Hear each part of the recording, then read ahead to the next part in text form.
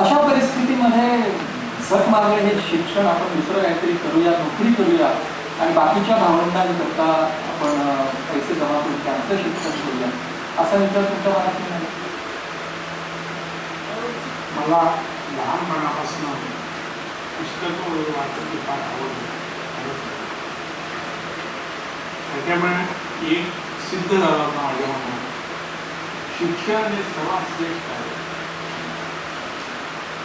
हे घ्यायलाच पाहिजे, कुठल्याही परिस्थितीत घ्यायलाच पाहिजे. आणि त्यावेळी गावात शाळा नसतो, गावात कुठलीही सुविधा नसते, आर्थिक परिस्थिती वाईट असणं, बरीच मुलं 5 किलोमीटर चालून गेलं, 5 किलोमीटर काढत कधीच लक्षात आलं, फक्त शिकायचं एवढं ध्यान होतं. त्यामुळे ते 5 किलोमीटर मी कधी संपवले, परत दुपारी ठीक होते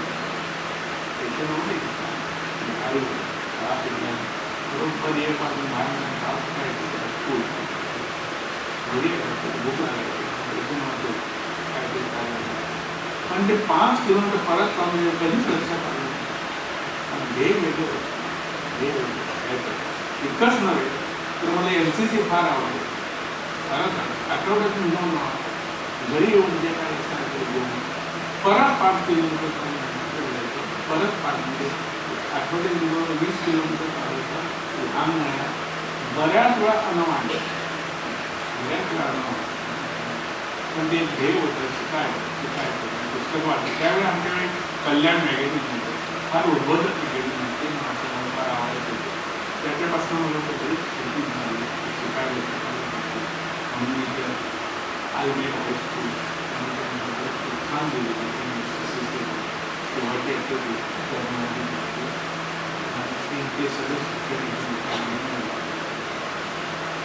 पाऊले चालत ही पंढरीची वाट म्हणून आपण फक्त संतांचा अभंग असं समजतो आणि पंढरी म्हणजे ते पंढरपुरामधलं विठोबाचं देऊळ आणि वारकरी म्हणजे जे आपल्याला टाळ होतं घेऊन जातात ते. तेवढ्यापैकी मित्र व्याख्या मर्यादित नसते. लहान प्रेमानंद रामाणीची पंढरी ही त्याची शाळा होती आणि तो त्या शाळेचा वारकरी होता. त्यामुळे वारकरी आणि पंढरीचं जे नातं आहे ना, ते नातं जोपर्यंत लहान मुलाचं आणि शिक्षणाचं आणि शाळेचं असत नाही ना, तोपर्यंत मग जसा डॉक्टर प्रेमानंद रामाणींना त्यांचा पांडुरंग इथे TN मेडिकल कॉलेजच्या रूपाने भेटला, तसा तो पांडुरंग भेटत नसतो. आपण कितीही आटापिटा केला त्यामुळे आपल्याला ती वारकरीची यात्रा करावीच लागते. हे सगळं डॉक्टर तुमचं ध्येय होतं, तुम्हाला वाटत होतं, तुम्ही तिकडे जात होता, हे सगळं बांधलं. पण ह्याच्या मागे एक कोणाची तरी प्रेरणा असावी. काहींच्या बाबतीत ती देवाची असते, काहींच्या बाबतीत ती दैवाची असते, ज्यांचा विश्वास आहे त्यांचा. तुमच्या बाबतीत ती प्रेरणा कोण? हा एक फार आम्हाला महत्त्वाचा प्रश्न आहे. आमच्या कुटुंबात शिकलेले मोठे जास्त माझे वडील पण बऱ्याच घेतले ते फॉरेस्ट ऑफिसर होते. फॉरेस्ट कधीतरी बोलले. माझी आई अशी शिकली पण ती मायाळू होती. ते एवढंच माहीत होतं की प्रेमानंद हुशार आहे तो चांगला मी जे काय म्हटलं ते कधीच मला नाही म्हटलं. अगदी शिवाजी आपल्या आईला मानत होता तसा मी माझ्या आईला म्हणतात. माझ्या आईने मला तीन गुण सांगितले. एक म्हणजे माऊली, दुसरं आपला गुरु आणि तिसरं समाज. मला प्रेम करावं असं तिने सांगितलं. शिवाजीने सुद्धा आपल्या आईला सांगितलं होतं, तू माझी प्रेमळ वाता, तू पिता होतीस माझा, तू आई घडविली मला तुझ्या मिळून घालवा. मी माझ्या आईला सुद्धा सांगतो, माझ्या आईला ती स्वर्गात आहे, नक्कीच ती आई हे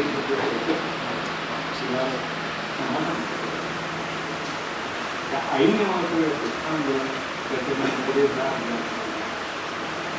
प्रत्येकाच्या घरी आई असते आणि ही प्रत्येक आई ही प्रत्येक शिवाजी घडवत असते. लक्षात दुर्दैवानं त्या शिवाजीच्या लक्षात येत नाही की आपण तो शिवाजी आहे आणि म्हणून त्याला असं वाटतं की माझ्या घरी आहे ती जिजाबाई नाही.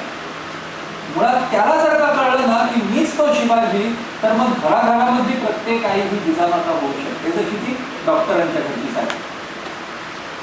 डॉक्टरांना गणित हा हातचा मळ होता, बरोबर ना?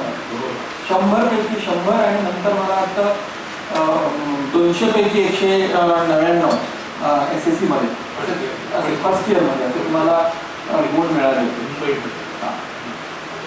मला सांगा, तो काळ असा होता की ज्या वेळेला गणितामध्ये इतके गुण मिळतात त्यावेळेला डोळे झाकून इंजिनिअरिंगकडे कोणी जात. तुम्ही हा मार्ग सोडून डॉक्टर व्हायचं असं का ठरवलं हे मी मुद्दाम विचारतो, कारण त्या काळामध्ये डॉक्टर आणि आजचा डॉक्टर याच्यामध्ये जमीन अस्मानाचं अंतर आहे. त्या काळामध्ये कुणीही स्वतः डॉक्टर होणं ही निवड करणं म्हणजे आपलं आयुष्य बर्बाद करण्यासारखं होतं, कारण त्या काळी डॉक्टरी पेशा हा खऱ्या अर्थानं समाजसेवेचं व्रत घेतलेला पेशा असं समजलं जातं. तुम्ही डॉक्टर काय? तुम्ही फार महत्त्वाचा प्रश्न विचारला. मी खरोखरच मॅथमॅटिकली फार विचार होतो. मला अजून आठवतं SSC बोर्डाची परीक्षा होती मुंबईला, रॉबर्ट स्कूल होतं सेंटर तिकडे होतं. 3 तासाचा मॅथमॅटिक्सचा पेपर मी 45 मिनिटात संबोधन बाहेर आलो होतो. 15 नंबर मिळाले होते. पण इतकं असताना डॉक्टर का व्हायचं हा एक मोठा प्रश्न आहे. आणि हे जर तुम्हाला समजायला पाहिजे, आमच्या वेळेचं जे वैद्यकशास्त्र होतं ह्याच्याविषयी थोडीच माहिती देणे तुम्हाला जरा महत्त्वाचं आहे.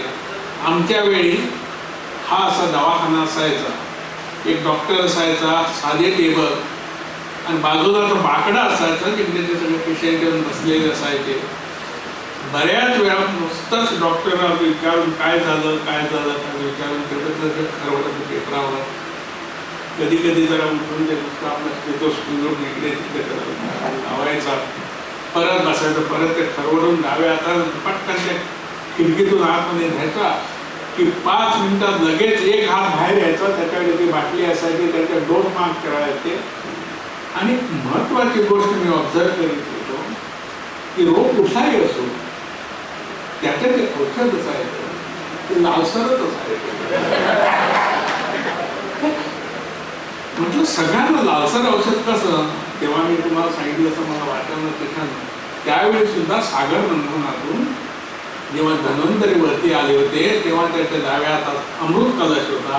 त्यांनी सांगितलं होतं की ह्या अमृत कलशमधून तर तुम्ही 2 चमचे घेतलं तर तुमचं आयुष्य वाढणार, तुमचं आरोग्य चांगलं राहणार, सगळं होणार असं म्हणून.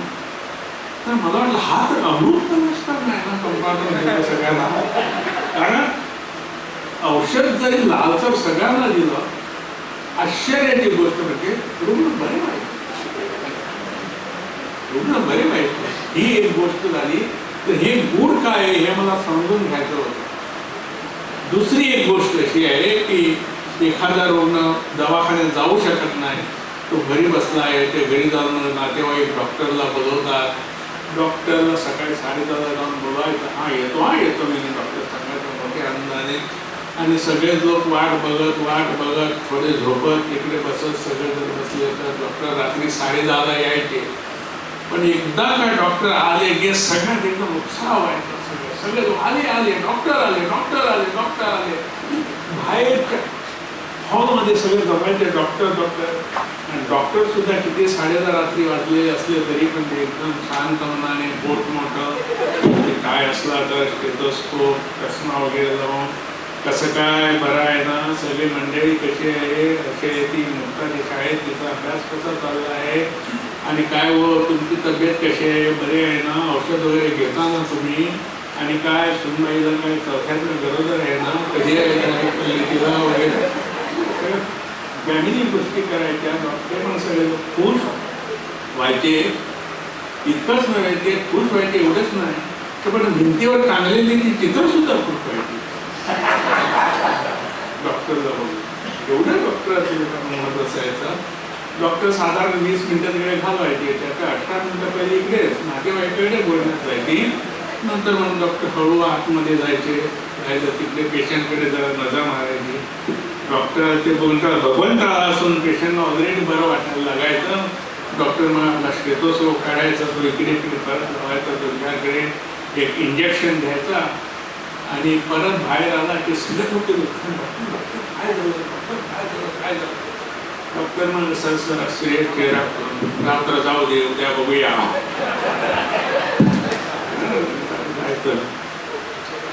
सगळं भावनिक हे कसं चाललंय हे मला माहीत नव्हतं.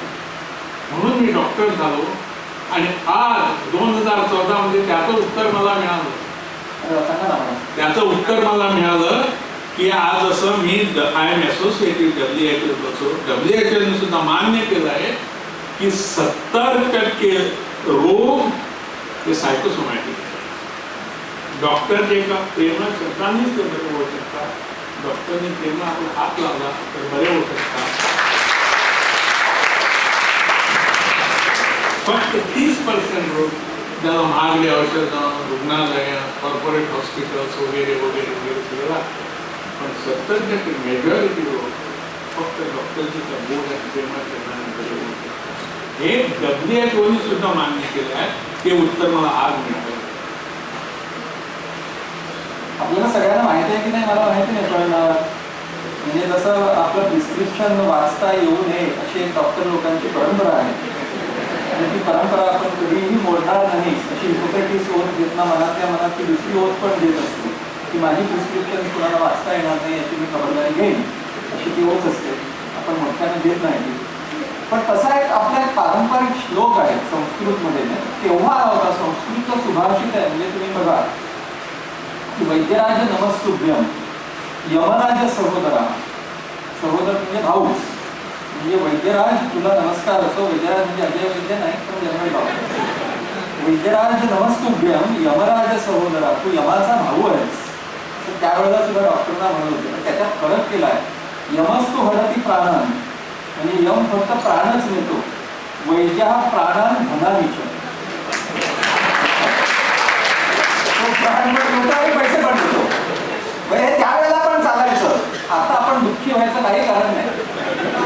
ठीक आहे, आपली परंपरा आहे.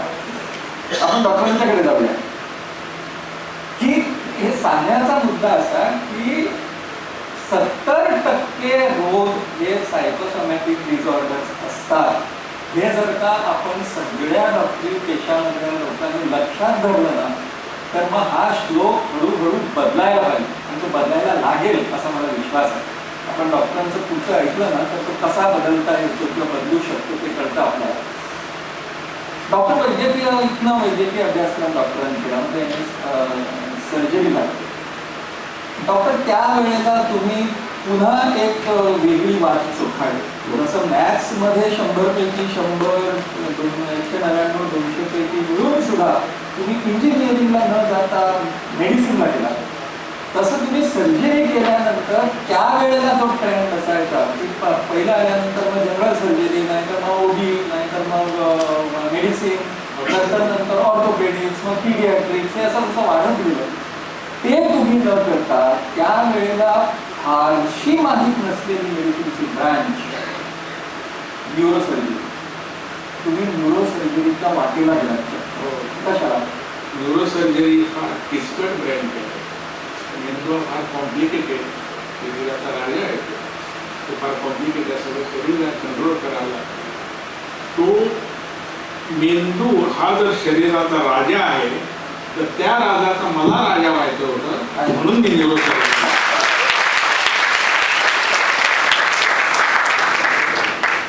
तुम्हाला मी सांगतो माझा त्यावेळची जी वृत्ती होती ती मंगेश पाडगावकरने आपल्या उसाची कांडी या कवितेत सांगितली आहे. तुम्ही त्यांना म्हणून दाखवायची. फार चांगली कविता आहे. लहानपणी आजी द्यायची उसाची कांडी, ती सोलून खाताना खूप कष्ट व्हायचं.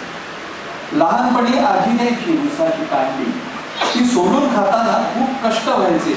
हिरड्यांची सालपटरी व्हायची, तरीही कर्वे करून दिलेले नको असायचे. उसाच्या कांडीसाठीच माझा हट्ट असायचा. आजही कर्वे करून दिलेलं सुख मला नकोसं वाटतं. आजही कर्वे करून दिलेलं सुख मला नकोसं वाटतं. त्याच्यापेक्षा उसाची कांडीच मला मिळावी असा माझा हट्ट असतो. उलट सुलट पेच घालीत येणारं आयुष्यच मला बरं वाटतं उसाच्या कांडीसारखं. अनेकदा लोळवतात पेच आयुष्याचे, कर्तृत्वाच्या ताफ्याला माती चारतात, पण त्या मातीतूनच रुजून येतो पुन्हा मी जगण्याच्या नव्या उत्साहानं उसाची नवी कांडी हातात.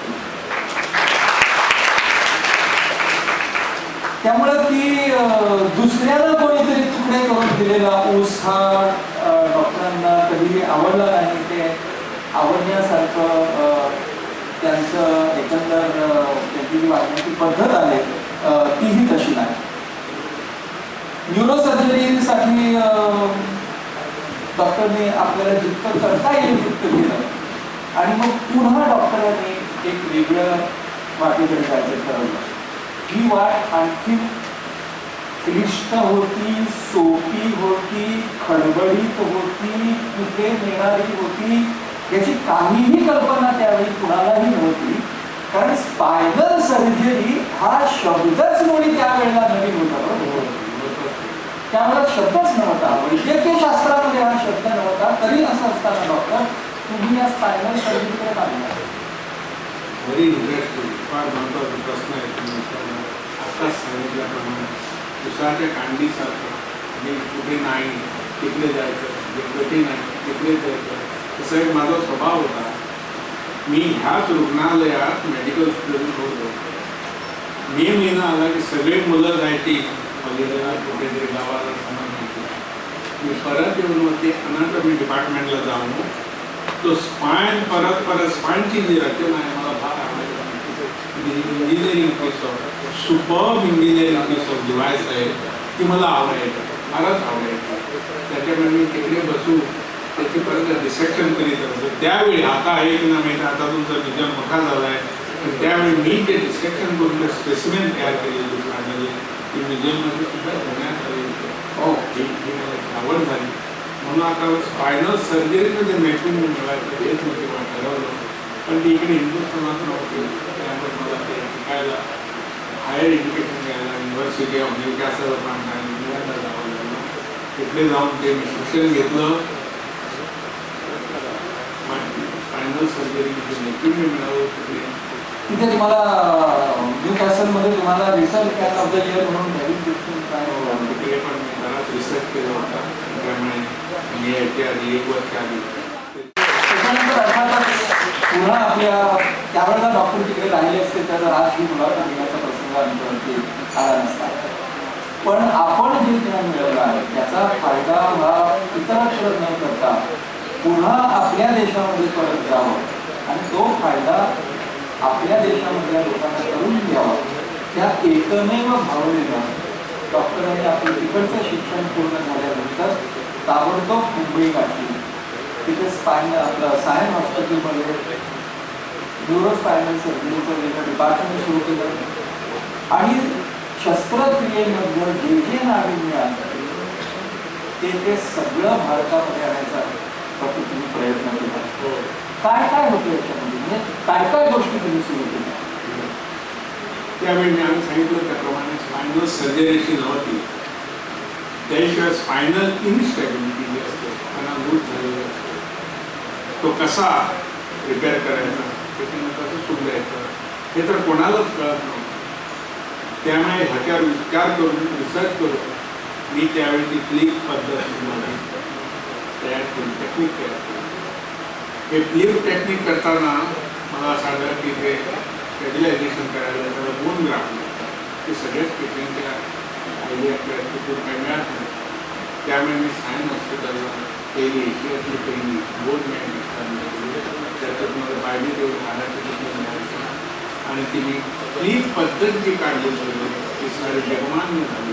सारी जगावर भीती मांडली त्याच्यामध्ये आणि ती ॲक्सेप्टेड मॉडेल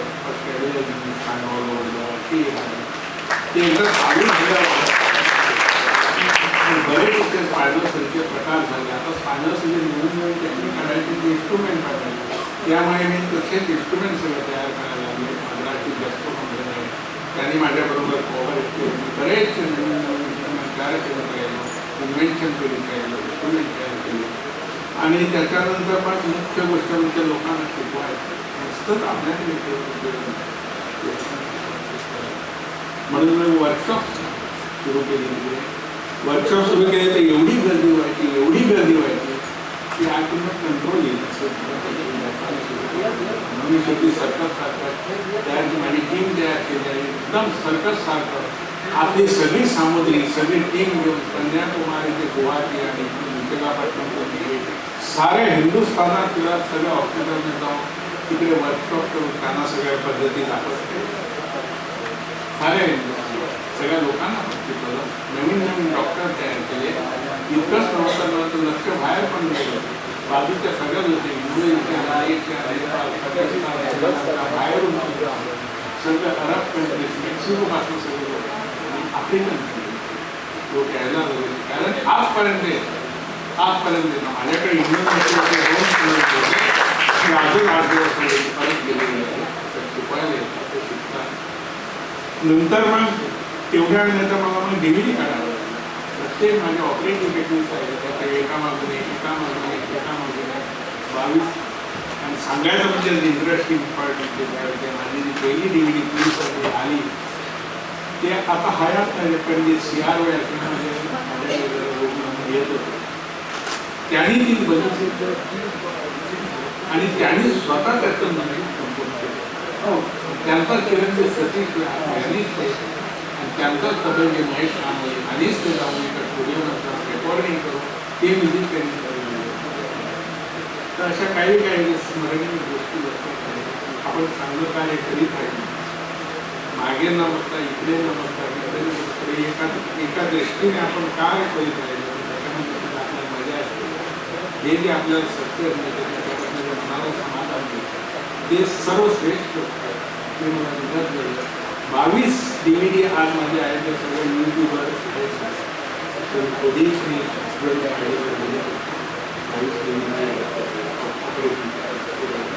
असं कधीच केलं असा उपयोग नाही. गुरु शिष्य परंपरा आहे तुला कळायलाच पाहिजे. आता गुरुकडे शिष्य आले की मुंबईसारख्या शहरात प्रवेशना लहान येते. त्यामुळे मुंबईसारख्या शहरात मी एक फ्लॅट घेऊन त्याच्यामध्ये 4 किंवा 5 दिवसात एका वेळ राहू शकला. प्युअर कम्प्लीट एअर कंडिशन हा त्यांच्यासाठी कधी यायचं कधी जायचं त्यांनी राहायचं सगळं त्याप्रमाणे गुरु शिष्य आणि डॉक्टर याच्यासाठी कुठलीही फी घेत नाही का?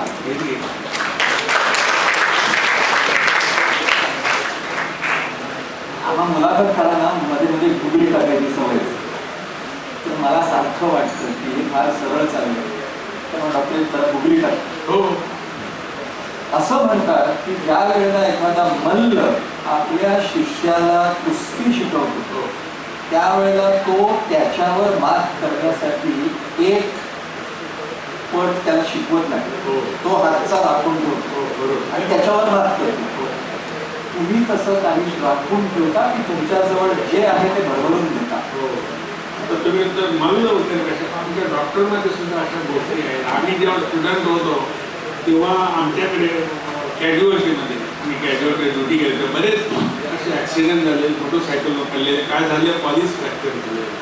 ते कॉलेज फ्रॅक्चर म्हणजे काय नाही करायचं नसतं असं असं करायचं प्लास्टर लावायचं झालं काय. पण असं सांगायचं त्यावेळी ते सिनियर जे सर्जन आहे ना ते मॅनिप्युलेट करताना वरती कपडा ठेवायचा म्हणजे ते शिष्याला समजत नाही. असं आम्ही कधीच केलं नाही. एकदम ट्रान्सपरंट राहिलो. जे माझ्याकडे आहे ते त्यांना शिकवत राहिलो. त्यांना जे नाही समजलं त्याचा प्रश्न विचारलो हे असं करायचं इतकंच नव्हे तर त्यांना शिकवत असताना त्यांच्या समोर असतं ऑपरेशन करीत असतं कॅडावर डिसेक्शन करीत माझी साऱ्या जगावर कॅडावर डिसेक्शनला प्रॅक्टिस यायची प्रसिद्धी आहे. सगळीकडे जगावर जाऊन अमेरिका असो जपान असो इंडोनेशिया असो कुठे कॅडावर डिसेक्शनमध्ये प्रॅक्टिस प्रसिद्धी आहे. पण सगळं जे काय ट्रान्सपरंट शिकायचं ते सगळे मला त्याच्यामुळे शेवटी मी प्रेसिडेंट झालो. 1 टर्म 4 वर्ष नाही तर परत युनॅनिमसली हे सगळे लोक असताना सुद्धा माझ्या एक्झिक्युटिव्ह कमिटीमध्ये 54 देशांचे लोक होते. तरी पण मिळाले असते दुसऱ्या वर्षी 8 वर्ष मी प्रेसिडेंट राहिले.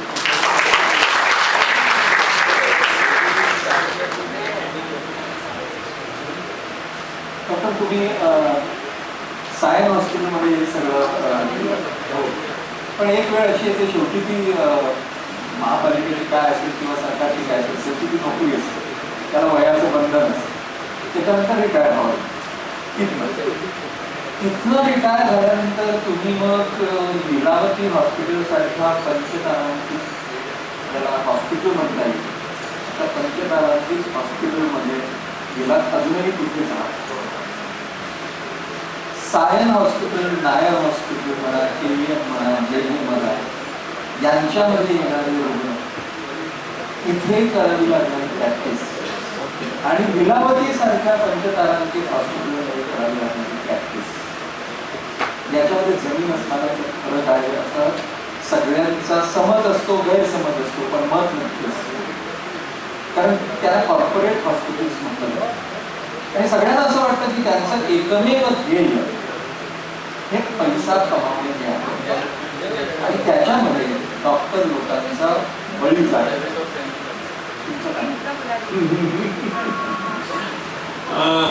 मी आता लीलावती हॉस्पिटलला काम करतो आहे.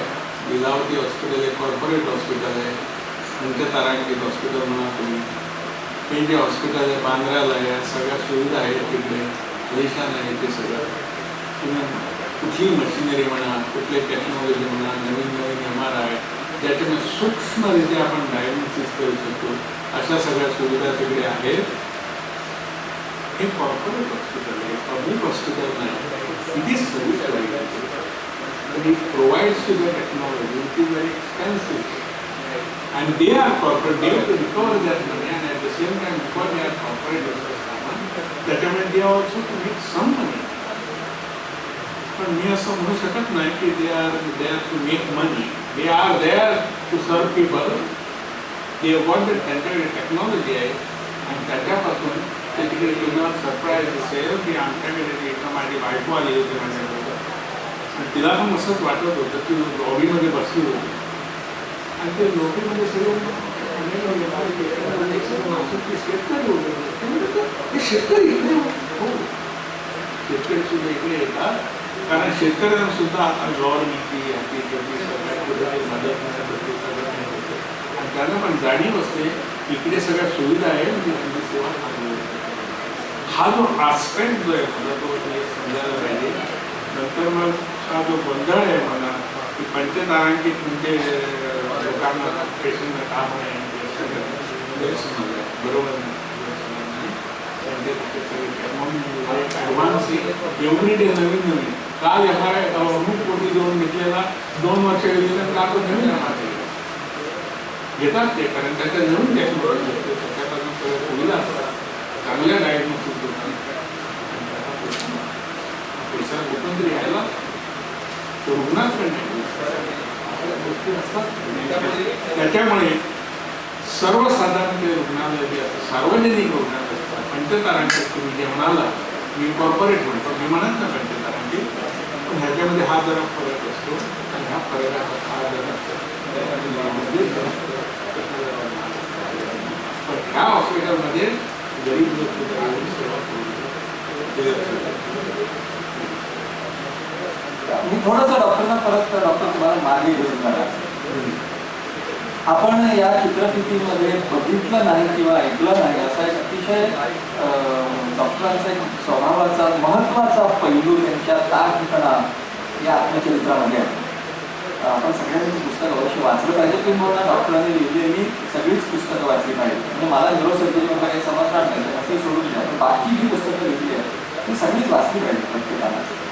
ताठपणामध्ये डॉक्टर तुम्ही असं लिहिलेलं आहे की तुम्ही ज्या वेळेला आजोळी असं होता काही काळ तुम्ही आजोळी होता शिक्षणासाठी आजीकडे, त्यावेळेला संध्याकाळच्या वेळी तुम्ही बाहेर पडवीमध्ये बसले, आंब्याचं झाड होतं तिकडे, त्याची पानं मोजत बसत असत. दररोजचा डॉक्टरांचा कार्यक्रम हा असे की संध्याकाळ झाली की बसायचं आणि ती पानं मोजायची. माझे 2 प्रश्न. नंबर 1 ती पानं तुम्ही का मोजत घेता? म्हणजे काही घरच्या दुःखाकरता ते विसरण्यासाठी असा त्याच्यासाठी तो विचार करणार. आणि दुसरं, त्याचा तुम्हाला पुढच्या आयुष्यामध्ये काही फायदा झाला. प्रश्न महत्वाचा आहे. मी आजोळी का होतो पहिली गोष्ट म्हणजे माझी आजी होती, एकटीच होती, कोण नव्हती.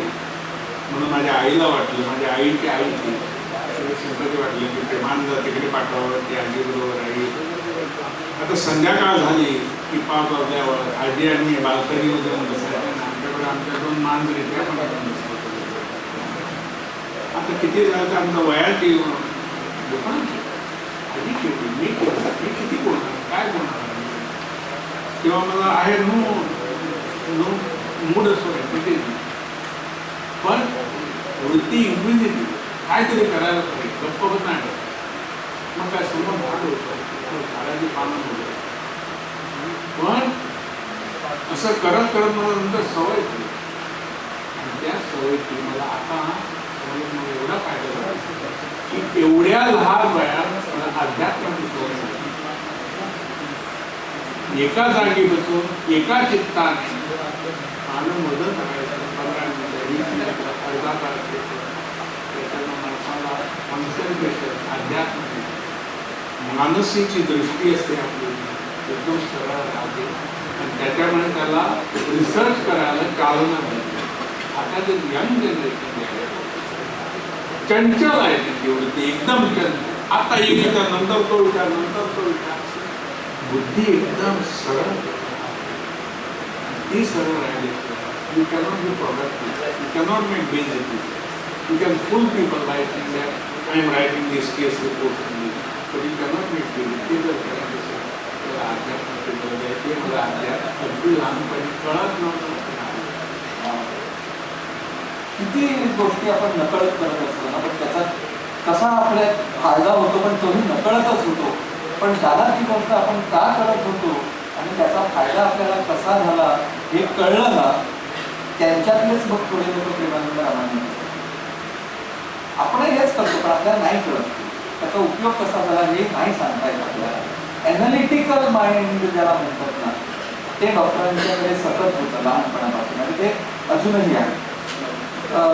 डॉक्टर कुठलाही मोठा माणूस असला मग तो कुठल्याही कलेच्या क्षेत्रामध्ये असेल, कुठल्याही क्षेत्रामध्ये असेल, कुठल्यासारखा त्याच्या दिनचर्येबद्दल लोकांमध्ये कुतूहल असतं. म्हणजे हा काय करत असेल दिवसभर, आपल्यासारखा वागत असेल तर का वेगळा वागत असेल, तुमची दिनचर्या साधारण काय, म्हणजे तुम्ही उठता किती वाजता ते झोपता किती वाजेपर्यंत, तिथपर्यंत तुम्ही काय काय करता दिवसभर. तुम्ही आता हा प्रश्नाचं उत्तर घ्यायच्या आधी तुम्हाला जर आधी तो प्रश्न विचारला तर एक महत्त्वाचा मी सांगितलं का जर तिथं झालं तर तुम्ही रिसर्च वगैरे करू शकता. तेवढी एकाग्रता आता त्या डॉक्टरमध्ये रुग्णामध्ये आणि त्याच्यामुळे आम्ही बघतो की जरी कॉर्पोरेटमध्ये जास्त नसला तरी सर्वसाधारण रुग्णामध्ये एक प्रकारचा मधून तणाव येतो. तर हे तणाव याचं कारण याचा प्रत्येक डॉक्टर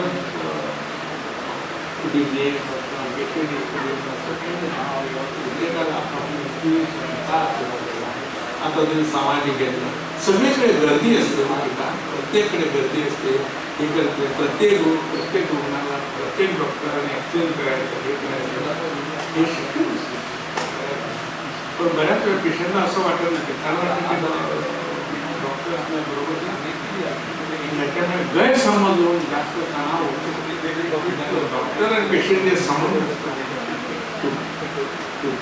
आणि त्याच्यामुळे मग डॉक्टरवर हल्ला करणे किंवा प्रोटेस्ट करणे, मार करणे अशा गोष्टी आपण तणाव तयार होतो.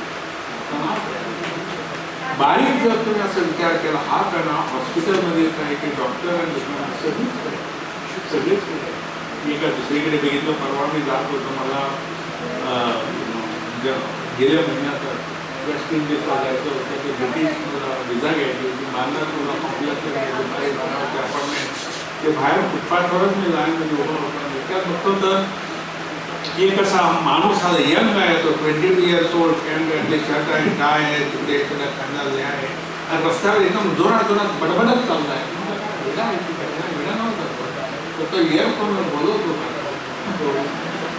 कानात घातला होता. तो विचारत होता ह्या प्रोजेक्टचं हे काय नाही केलं, मला आत्ता बॉसला सबमिट करायचं, 5 वाजता सबमिट करायचं, तू काय नाही सबमिट कर.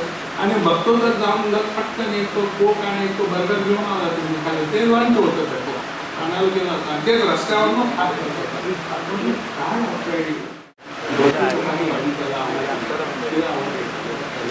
आणि ते तणाव बोलतात हे करायचं म्हणजे सगळ्या कामात तणाव एवढा असतो की शेवटी अशी परिस्थिती येते त्याला स्वतःला सुद्धा बघायला वेळ असतो. घरच्या फॅमिलीकडे, कुटुंबाकडे, आईवडिलांकडे सोडून त्या आईवडिलांकडे आज कोणच बघत नाही. एकंदरीत सगळीकडे कळत न त्याच्यातला हॉस्पिटलमध्ये आणि म्हणूनच मी हल्ली 4 गेल्या महिन्यात 2 पुस्तक प्रसिद्ध केली मराठीमध्ये तणाव आणि how to be effective in life. म्हणजे क्रिएटिव्हिटी, काम, आता काय झालं टेक्नॉलॉजी आहे आजकालचे सगळे very intelligent, they are also proactive, they want to go ahead. Life has become very competitive.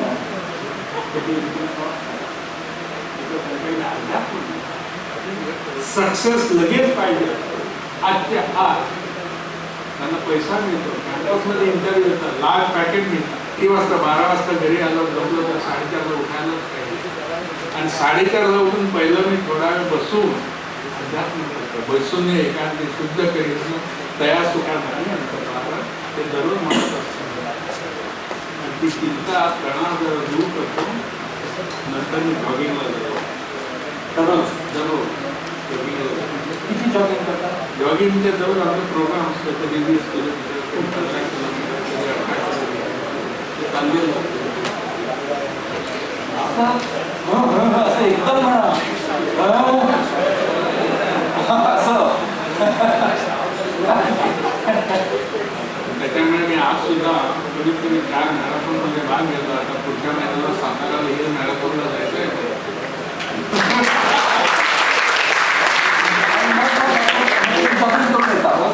Jogging करून आलं की पटपट जर आंघोळ करायची, ब्रेकफास्ट करायची की लगेच बरोबर सकाळी 8 वाजता 1 मिनिट इकडे की तिकडे नाही. शिस्त आहे. ऑपरेशन सुरू होतात, साधारण 2-3 वाजेपर्यंत संपतात. त्याच्यानंतर माझे 2-3 सेक्रेटरी खाना आणि कम्प्युटर घेऊन बसतो. जे काही इंटरनॅशनल कॉरेस्पॉन्डंट असतात जवळजवळ कमीत कमी 150-150 ईमेल असतात दररोज.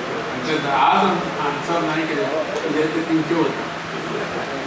तर त्यांना बसून ते सगळं ते तुम्ही 4 वाजता म्हणजे केलं चालू होते. म्हणजे आता उशीर झाला, मला 4 वाजता लिहिला ते रात्री मग 10 वाजेपर्यंत चाललेलं घरी काहीतरी लिहायचं, मध्ये काय असतं बघायचं.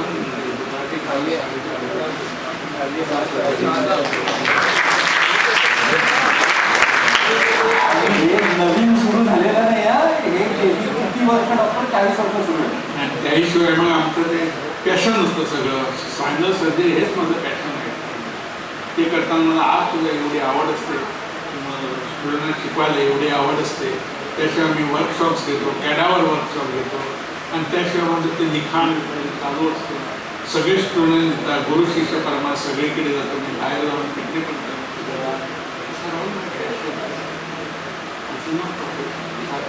छंद पाहिजे, छंद असतो की छंद घेतो. आणि त्याशिवाय माझा आत्ता मी सांगितल्याप्रमाणे जॉगिंगचा माझा छंद आहे. दरवर्षी मी जॉगिंग करतो, 3-4 मॅरेथॉन करतो. त्याशिवाय आठवड्यातून 2 वेळा सकाळी म्हणजे तबला प्रॅक्टिस आजपर्यंत चालू असतो. 1 तास सकाळी येतो आणि वेळ मिळाला कधी तर मला आपण सगळे माझ्या मित्रांना वगैरे मी हायकिंगला जातो. महाराष्ट्रातले सगळे गड आम्ही चढ उतार केलेले आहेत. सगळ्याच गडातून झाले. आत्ता सुद्धा जातो. नोव्हेंबर, डिसेंबर, जानेवारी थांबणं चांगलं असतं. त्यामुळे मित्र ऐकलं तुम्ही हे सगळं म्हणजे सकाळी 4:30 ते रात्री 11:30 किंवा 10:30 वाजेपर्यंत क्लिनिकमध्ये त्याच्यानंतर घरी 11:30 ते 4:30 एवढा वेळ.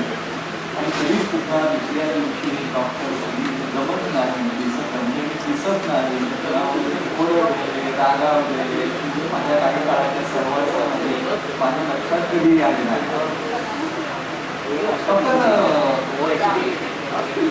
हे सगळं हा हा सगळे वेगळे वेगळे छंद तुम्ही जोपासता. हे पण असतात आपले छंद सगळे.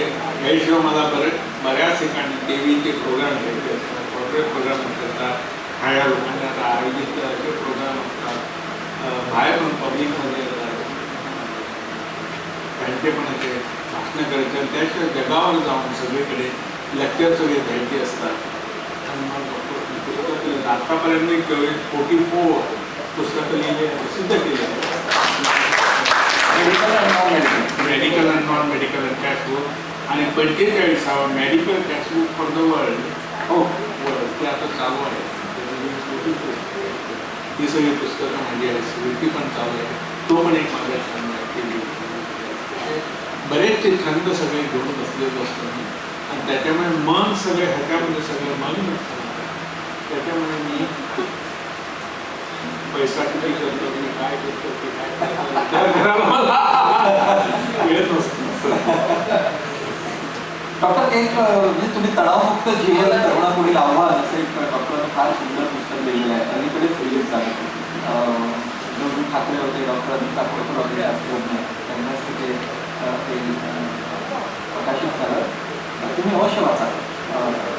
कारण आपल्याला नेमकं समजत नाही आपल्या पुढे तणाव म्हणजे काय असतं. डॉक्टर आज तुम्ही इथे इंटरव्ह्यूसाठी आला, सगळी ही तरुणाई बसली आपल्या वैद्यकीय क्षेत्रामंत्री आहे. काय सांगावं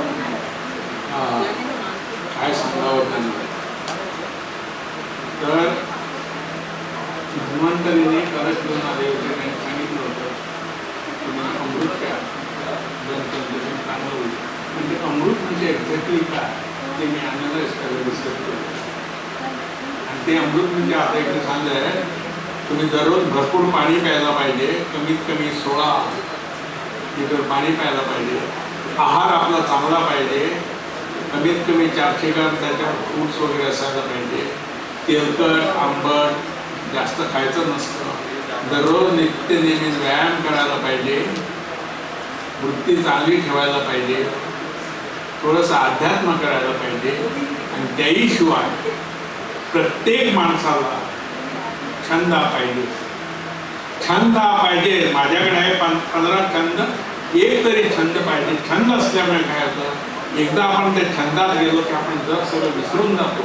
तो छंद आणि आपण असलं की मनाला शांती होते, मनाची प्रोत्साहन होतं, मन प्रबळ होतं. त्याच्यामुळे तो छंद असावा हा मी त्यांना सगळ्यांना असं म्हणतात की छंद असणं हे संस्कृतीच्या निकोपपणाचं लक्षण आहे. छंदामुळे मनाला शांती लाभते, बुद्धीला एक प्रकारची शिस्त लागते. छंदामुळे माणसाचं सगळं जीवनच बदलून जातं. छंदिष्ट मनुष्य कधीही एकरंगी एकसुरी जीवन बनू देत नाही. चिरतरुण बहुरंगी बहुढंगी असं जीवन हे छंदामुळे बनतं. त्यामुळे डॉक्टरांचं जीवन हे बहुढंगी चिरतरुण असं का आहे? कारण त्यांना अनेक क्षेत्रामध्ये विविध छंद आहेत जे त्यांच्याकडनं आपण आत्ता ऐकले. कदाचित पुढचा प्रश्न डॉक्टरांना आवडणार नाही, पण डॉक्टर विचारतात तुम्ही रिटायर होणार? मी माझी वृत्ती जी आहे ती बिनधास्त ठेवलेली आहे. विचार करत नाही. रिटायर व्हायचं नाही व्हायचं काय विचार करीत नाही. एकदा काय झालं, कवी बोलकर मंगेश पाडगावकरकडे गेले होते. मंगेश पाडकर इथे राहत होता, आज सुद्धा तिकडेच राहतो. साईसमध्ये कायमला राहतो, दुसऱ्या माळ्यावर, तिथे लिफ्ट नाही. तर बोरकर गेले. बोरकर काय म्हणाले, बोरकर एकदा म्हणाले सिगरेटचा सोडीत धुवून. बोरकरना सिगरेट फार आवडायची. 75 संपली तरी माझ्या घशात आहे तरुण ताजा सूर. 3 मजले चढून आहे तरी कशात आहे श्वास. तर मंगेशा ओत पडी विस्की ग्लासात. बिनधास्त राहायला पाहिजे. तणाव जास्त घ्यायचा नाही, काम करायचं. आणि शेवटी आता पुढे जाता जाता पैसे सगळ्यांनाच पाहिजे. पैसे कोणाला नको आहे. चांगलं राहायला सगळ्यांना पाहिजे. पण तुम्ही असं लक्षात घ्या, 50 वर्षानंतर तुमचं नाव कोण घेणार हे जर तुम्ही लक्षात घेतलं तर तुम्हाला वाटेल की शिवाळने सांगितल्याप्रमाणे गाता गाता जाईन मी, जाता जाता गाईन मी गेल्यावर ह्या पृथ्वीवर माझ्याच कवितातून राहीन मी. मंगेश पाडगावकर म्हणते गिरक्या गिरक्या घेत घेत नातच जात पिकलं पान माझ्यासारखं, कविता पिवळी पिवळी धमक वाचत जात पिकलं. कुसुमाग्रजनाथ निसर्गातून असणे आहे, निसर्गातच सरणे आहे. रित्या पात्रात चैतन्याच्या ठिणग्या आता भरणे आहे. हे जर आपण लक्षात घेतलं तुमचं जीवन सार्थक होईल सगळ्यांचं.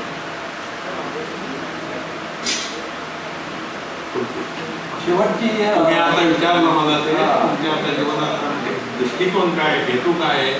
आता तुम्ही बघितलं मी एवढं कार्य करतो, माझे एवढे छंद आहे, सगळं आहे. ह्याच्यात एक महत्वाचा मी पंचतारांकित हॉस्पिटलमध्ये आता काम करतो, तरी सुद्धा आज सुद्धा मी तुम्हाला सांगतो सगळ्यांना, मी सरस्वतीची प्रार्थना करीत आहे. लक्ष्मीला सांगितलं तू माझ्या मागे येणार.